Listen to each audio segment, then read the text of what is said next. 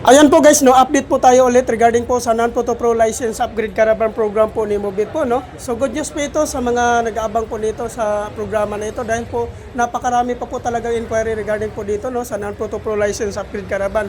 Pagkakataon nyo na po itong sumali dito guys, no, dahil po may panibago naman po tayong schedule. Kailan po ba ito gaganapin? Gaganapin po ito guys sa March 1, 2025 po. Araw po ito ng Sabado. So kung ikaw po ay gustong sumali po dito, no, pumunta lang po kayo sa Move It Training Facility po sa Marikina City. Saan po ba ito matatagpuan? Matatagpuan po ito guys sa Grab Warehouse Marikina guys. Diyan po matatagpuan sa loob po ang Move It Training Facility po. So ano po ba ang mga requirements na kailangan po nating i-prepare before po tayo pumunta sa Move It Training Facility po? Ang number 1 po na requirements dito guys, which is yung non-professional driver's license, 6 months and above ang validity. Number 2, motorcycle ORCR. Number 3, NBI clearance.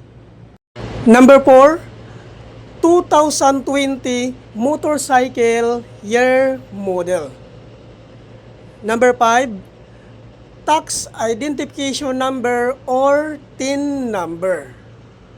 Number 6, 1,000 license down payment.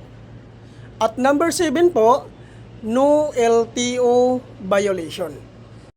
At regarding naman po sa mga hindi pa po nakapangalan sa inyo yung mga motor, ay kailangan nyo lang po magdala ng authorization letter. Kailangan po guys, nakanotarize po yun. At hingian nyo po ng 1 valid government IDC owner, ipotocopy nyo po, at papirmahin nyo po ng 3 sa baba. At tungkol naman po doon sa mga sikanhan po na pagkabili ng kanilang mga motor, ay kailangan nyo lang po magdala ng deed of sale. Yan po lahat ang mga requirements guys na kailangan po nating i-prepare before po tayo pumunta sa Move It Training Facility po sa Marikina City. At ang kagandahan po dito guys, pag once ma-activate po kayo dito, ma-avail nyo po ang zero commission po ni Move It.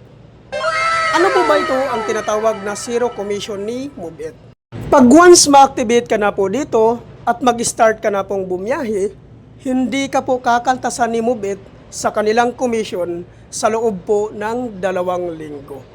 So ayan po guys, no? Napakagandang panimula po dito guys, no, dahil po talagang makakaipon ka po kaagad dito dahil wala kang kaltas habang bumabiyahe po sa loob po ng 2 linggo. Kaya po guys, wag nyo na pong palagpasin ang pagkakataon na ito. Kung ikaw po ay non-professional holders pa lang po at gustong maging isang part ng Move It Rider, sumali ka na po sa programa na ito na Non-Photo Pro License Upgrade Caravan. Para po maging professional na po ang iyong lisensya. So ito po guys, no, limited slot lang po ito. 400 applicants lang po ang tinatanggap po dito. Kaya po wag nyo na pong sayangin ang pagkakataon na ito.